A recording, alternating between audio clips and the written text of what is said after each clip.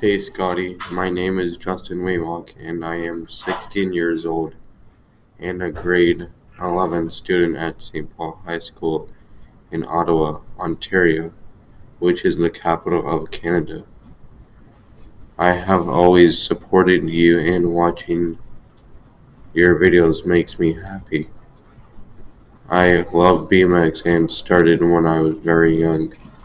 I used to ride all the time at the Legacy skate park near my house, and I would even ride in the winter at an indoor skate park called The Yard. I loved going on the 8-foot quarter pipe. I admired your tricks. You would always shock me with all the things you could do.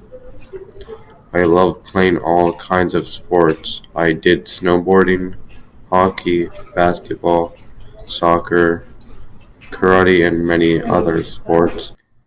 After you had your injury, I was a big supporter and watched all your videos to see how you were doing with your recovery. I went through something very similar myself, but I wasn't BMXing when it happened. When I was 14, I was playing hockey with my friends at the outdoor rink. We called that the ODR, and noticed I was feeling dizzy. My dad brought me to the hospital. I was in a coma for a month and a half. When I was in the coma, I heard the doctors telling my dad that I wouldn't speak again, I wouldn't walk again, and that I would spend the rest of my life in a wheelchair. I could hear my dad saying, "I'm not gonna let that happen." I stayed at CHIO, our local children's hospital, for 6 months, and I had 2 brain injuries. During that time, one of these surgeries was the same one that you had, where part of my skull was removed too. While I was there, I was able to stand and take steps on my own. I did speech therapy, aquatherapy, and physiotherapy and rehab, where I learned to use a wheelchair, just like you did. I had an amazing team of nurses and therapists, and even though I loved all the people who helped me at CHIO, I still wouldn't want to go back there. Since then, I have came back to school in person, and I have even been winning awards for my hard work. When I was working on my recovery, something very sad happened. My mom passed away. She was a big supporter of me during my recovery. I wish my mom could see how much I have accomplished with my recovery. I know she would be very proud of me.